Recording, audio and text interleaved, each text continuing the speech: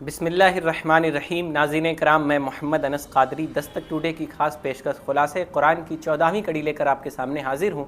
इसमें हम कुरान मजीद के 14वें पारे रुबामा का ख़ुलासा आपके सामने पेश करेंगे। 14वें पारे का आगाज़ सूरह हज्र से होता है। इसमें चूँकि वादी हज्र के रहने वालों यानी कौम समूद का जिक्र है, इसलिए इसका नाम सूरतुल हज्र पड़ गया। इस सूरत की पहली आयत 13वें पारे में है और बकिया पूरी सूरत 14वें पारे में है। इस मुख्तसर सूरत में अक़ीदा इस्लाम के तीनों बुनियादी मज़ामीन यानी तौहीद, रिसालत और क़यामत पर मुनफरिद अंदाज में गुफ्तगू की गई है। इब्तिदाई आयात में फ़रमाया कि ऐ मेरे हबीब, ये काफिर अगरचे आज मुसलमान होने के लिए तैयार नहीं हैं, मगर एक वक्त आने वाला है जब ये तमन्ना करेंगे कि काश ये लोग मुसलमान होते। लिहाजा आप इन्हें उनके हाल पर छोड़ दें, ये खाते पीते रहें और दुनिया के आर्जी मफादात में मगन रहें और उम्मीदों और आरजुओं के धोखे में पड़े रहें। अनकरीब इन्हें दुनिया की बेसबाती का पता चल जाएगा। कुफ़ार हुजूर अलैहिस्सलाम का मजाक उड़ाते हुए कहते थे कि जिस शख्स पर कुरान उतारा गया वो तो मजनून और दीवाना है माअज़ल्लाह। अगर ये सच्चा रसूल होता तो हर वक्त फ़रिश्तों को अपने साथ रखता। अल्लाह ताला फरमाता है कि हम फ़रिश्तों को भेजेंगे तो अजाब देकर भेजेंगे, फिर इन लोगों को किसी किस्म की मोहलत भी नहीं मिल सकेगी। मज़ीद फरमाया कि अगर आसमान का कोई दरवाज़ा खोल दें और ये मुनकिरीन खुद उससे चढ़ कर जाएँ तो फिर भी कहेंगे कि हम पर जादू कर दिया गया है और हमारी नज़र बंद कर दी गई है। फिर आयत नंबर 22 से कुदरत खुदाबंदी और तौहीद बारी ताला के कायनाती शवाहिद का बयान हो रहा है। बादहू ज़िंदगी और मौत, इस बात का बयान है कि ज़िंदगी और मौत अल्लाह ताला के हाथ में है और अल्लाह ताला फरमाता है कि हम पहलों और पिछलों को बहुत अच्छी तरह जानते हैं और क़यामत में इन सब को बड़ी आसानी के साथ जमा करने पर भी कादिर हैं। आयत 26 से तख्लीक़ इंस व जिन का बयान है कि अल्लाह ताला ने इंसान को उस सने हुए गारे से पैदा किया जो सूख कर खनक रहा था। इससे पहले जिन्नात को आग के शोले की लपक से पैदा किया। अल्लाह ताला ने फ़रिश्तों को हुक्म दिया कि जब मैं इंसान को बना सवार दूँ और उसमें अपनी रूह डाल दूं तब तुम सब उसके सामने सजदे में गिर पड़ना। गोया इंसान की असल अजमत इस वजह से है कि वो सिर्फ खाकी वजूद नहीं रखता बल्कि उसके बातिन में रूह रब्बानी का चिराग भी जल रहा है। तमाम फरिश्तों ने इंसान के सामने सजदा किया, लेकिन इबलीस ने आदम अलैहिस्सलाम के सामने सजदा रेज होने से इनकार कर दिया। अल्लाह ताला का इस मौके पर इबलीस से जो मुकालमा हुआ, उस मुकालमा के दौरान उसने कहा था कि ऐ अल्लाह, मैं तेरे मुखलिस बंदों के सिवा सभी को गुमराह करूंगा। इस पर अल्लाह ताला ने कहा, ये वो राह है जो मुझ तक सीधी पहुंचती है। मेरे मुखलिस बंदों पर तेरा कुछ जोर नहीं चलेगा सिवाय उन गुमराहों के जो तेरी पैरवी करेंगे, और उन तमाम लोगों से जहन्नम का वादा है जिसके 7 दरवाजे हैं और हर दरवाजे के लिए उन गुमराह लोगों में से लोग तकसीम किए गए होंगे, यानी वो लोग अपने आमाल की मुनासिबत से जहन्नम में दाखिल कर दिए जाएंगे। कुरान करीम की एक नुमाया खुसूसियत ये है कि खुद बारी ताला ने इसकी हिफाजत का ज़िम्मा ले रखा है, जबकि दूसरी आसमानी किताबों की हिफाजत की ज़िम्मेदारी उनके हामिलीन को सौंपी गई थी। यही वजह है कि दूसरी आसमानी किताबें दस्त बर्द से महफूज न रह सकीं, जबकि कुरान करीम कई सदियाँ गुजरने के बावजूद भी उसी तरह बग़ैर तगय्युर तबद्दुल और कमी बेशी के महफूज व मामून है। फिर जन्नत व जहन्नम और रहमत खुदाबंदी के तस्करे के बाद हज़रत लूत अलैहिस्सलाम और उनके बदकिरदार कौम और उसकी हलाकत का तस्करा फरमाया, और उसके बाद कौम समूद और उनकी तबाहशुदा बस्ती हज्र को दरस इबरत के लिए बयान फरमाया। फिर अज़मत कुरान और ख़ास तौर पर बार बार दोहराई जाने वाली सूरह फातिहा की 7 आयतों का जिक्र किया। काफिरों के सामान्य ताइश को ललचाई हुई नज़रों के साथ न देखने की तलकीन और अपने पैरोकार मोमिनीन के लिए नरम रवैया इख्तियार करने का हुक्म देकर फरमाया कि आपको जो हुक्म दिया गया है उस पर डटे रहिए और काफिरों के इस्तेहज़ा की परवाह न कीजिए। अल्लाह ताला अपने हबीब अलैहिस्सलाम से फरमा रहा है, उनके लिए हम काफ़ी हैं, उन्हें अनकरीब पता चल जाएगा। یعنی جو کافر نبی پاک صلی اللہ علیہ وسلم کے ساتھ استہزاء کرتے ہیں، اللہ تعالیٰ فرماتا ہے ان کی پرواہ نہ کیجیے، ان قریب انہیں معلوم چل جائے گا۔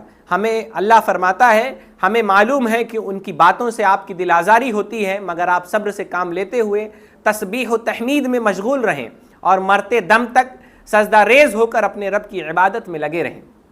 اس صورت میں اللہ تعالیٰ نے اس امر کا بھی اعلان فرمایا کہ جو رسول اللہ صلی اللہ تعالیٰ علیہ وآلہ وسلم کا مذاق اڑاتا ہے تو اس سے نپٹنے کے لیے خود اللہ تعالیٰ کی ذات کافی ہے۔ اس کے بعد سورہ نحل شروع ہوتی ہے۔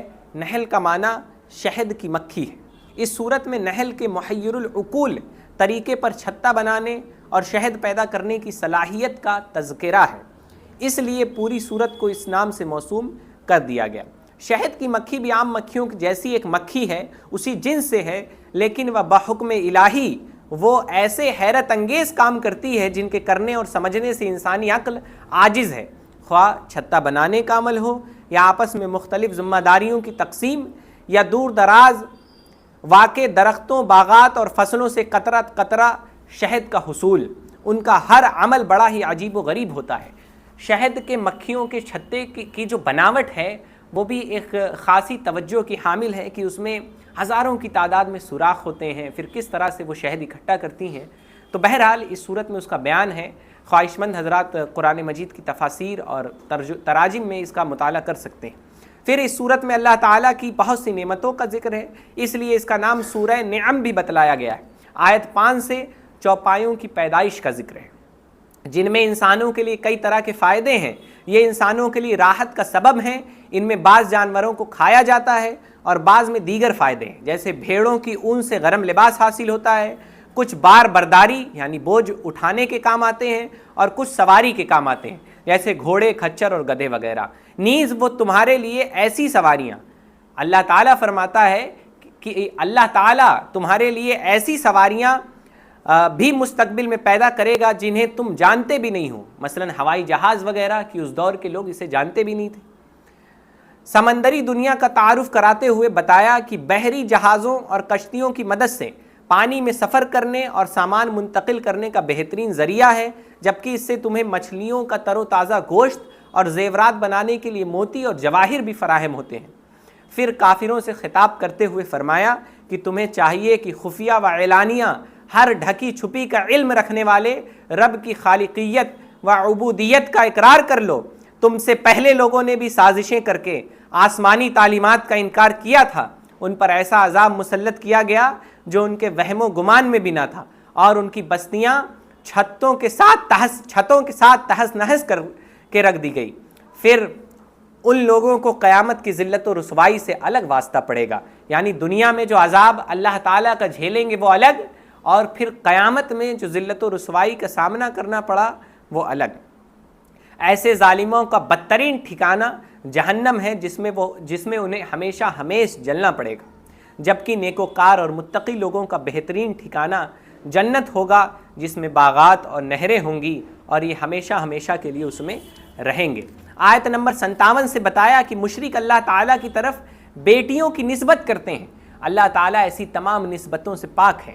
پھر اللہ تعالیٰ نے کائناتی شواہد سے توحید و رسالت کے مزید دلائل پیش کر کے جانوروں کی مثال شروع کر دی۔ چوپایوں میں تمہارے لیے عبرت کا سامان موجود ہے۔ اللہ تعالیٰ خون اور گوبر کے بیچ میں سے خالص مزیدار دودھ تمہیں پلاتا ہے۔ شہد کی مکھی میں مظاہر قدرت کا مطالعہ کر کے دیکھو، اسے ہم نے پہاڑوں، گھروں کی چھتوں اور درختوں پر چھتا بنانے کا سلیقہ عطا فرمایا۔ پھر ہر قسم کے پھلوں اور پھولوں سے رس چوس کر دور دراز کا سفر طے کر کے اپنے چھتے تک پہنچنے کی سمجھ عطا فرمائی۔ پھر مکھی کے پیٹ سے مختلف رنگوں اور ذائقوں کا شہد نکالا، جو انسانوں کے مختلف امراض کے لیے شفا اور صحت عطا کرنے والا ہے۔ سوچ و بچار کرنے والوں کے لیے اس میں دلائل موجود ہیں اللہ تعالیٰ کی وحدانیت اور اس کی قدرت کے۔ اس کے بعد توحید کے مزید دلائل پیش کرنے کے بعد معبود حقیقی اور معبودان باطلہ کا فرق دو مثالوں کے ذریعے سمجھایا گیا۔ اس کے بعد آیت 90 میں قرآن کریم کی ہدایت و رحمت ہونے کا بیان ہے، اور بتایا گیا کہ اللہ تعالیٰ عدل و احسان اور غریب پروری کی تعلیم دیتا ہے، اور ظلم اور بے حیائی اور منکرات سے باز رہنے کی تلقین فرماتا ہے۔ اگلی آیات میں وعدے کی پاسداری کا حکم دیا اور قسمیں کھا کر توڑنے سے منع فرمایا۔ دنیاوی فائدے کے لیے یا دھوکہ دہی کے لیے قسمیں کھانے کو برا قرار دیا اور فرمایا کہ ان لوگوں کی مثال اس عورت کے جیسی ہے جو سوت کاٹتی ہے اور پھر اسے ٹکڑے ٹکڑے کر دیتی ہے، یعنی اپنی محنت ضائع کر دیتی ہے۔ اگلی آیات میں فرمایا کہ دنیا کے حقیر اور ناپائیدار فائدے کے لیے اللہ تعالیٰ کے وعدے کو نہ توڑو، دائمی اور ابدی نعمتیں صرف اللہ تعالیٰ کے پاس ہیں۔ اللہ تعالیٰ نے وعدہ فرمایا کہ ہر مومن مرد اور عورت جو نیک کام کریں گے تو ہم ان کو پاکیزہ زندگی عطا کریں گے اور ان کو بہترین بدلہ دیں گے۔ آیت 103 میں ان کافروں کی ہرزہ سرائی کا جواب دیا گیا جو کہا کرتے تھے کہ رسول اللہ صلی اللہ تعالیٰ علیہ وسلم پر قرآن اللہ تعالیٰ کی طرف سے نہیں نازل ہوا بلکہ محمد عربی علیہ السلام روم کے ایک نو مسلم، جن سے ان کی مراد حضرت سلمان فارسی تھے، سے سن کر اس کو آگے لوگوں کو سناتے ہیں۔ تو اس کا جواب دیا گیا کہ موٹی عقل رکھنے والا انسان بھی سمجھ سکتا ہے کہ عجمی راہب آپ کو عربی قرآن کی تعلیم کیسے دے سکتا ہے، کیونکہ وہ تو عجمی ہیں، جبکہ رسول اللہ صلی اللہ تعالیٰ علیہ وآلہ وسلم پر نازل ہونے والے قرآن کی زبان تو واضح عربی ہے۔ آیت 106 میں ایک حکم بیان ہوا کہ اگر کوئی مسلمان کفار کے نرغے میں آ جائے اور کافر اسے قتل کرنے کی دھمکی دے کر کلمہ کفر کہنے پر مجبور کریں، اگرچہ بہتر تو یہ ہے کہ جان چلی جائے مگر کلمہ کفر زبان پہ نہ لائے، مگر پھر بھی کم ہمت لوگوں کو یہ رخصت دی گئی کہ اگر دل میں ایمان قائم ہے تو جان بچانے کے لیے کلمہ کفر کہنے سے انسان ایمان سے محروم نہیں ہوتا۔ اس کے بعد محرمات کی مختصر فہرست کا اعادہ ہے اور اللہ تعالیٰ کے حلال کردہ کو کھانے اور حرام کردہ سے گریز کرنے کا حکم ہے۔ پھر ابراہیم علیہ السلام کے پسندیدہ طرز زندگی کو اپنانے کا حکم اور دعوت و تبلیغ کا فریضہ ادا کرنے والوں کے لیے زرین ضوابط کا تذکرہ ہے کہ حکمت، موعظہ حسنہ اور سنجیدہ بحث و مباحثے کی مدد سے اللہ تعالیٰ کی طرف لوگوں کو بلایا جائے۔ پھر انتقام اور بدلہ لینے کا قانون بتایا گیا کہ اس میں برابری پیش نظر رہے اور حد سے آگے نہ بڑھا جائے۔ اللہ تعالیٰ کی مدد اور توفیق سے دین اسلام پر ثابت قدمی کا مظاہرہ کرنے کی تلقین کے ساتھ آخر میں خوشخبری سنائی گئی کہ اللہ تعالیٰ تقوی اور احسان یعنی اعلیٰ کردار کے حاملین لوگوں کی ہر قدم پر مدد اور نصرت فرمایا کرتا ہے۔ ناظرین کرام، قرآن مجید اللہ تعالیٰ سے دعا ہے کہ مولا کریم ہمیں قرآن مجید کے احکامات سیکھنے، ان پر عمل کرنے کی توفیق عطا فرمائے۔ استغفر اللہ ربی من کل ذنب واتوب الیہ۔ امید کرتے ہیں کہ ہماری یہ سیریز آپ کو پسند آ رہی ہوگی۔ کمنٹ باکس میں اپنے قیمتی آراء اور مشوروں سے ہمیں نوازتے رہیں۔ میں محمد انس قادری، دستک ٹوڈے گورکھپور۔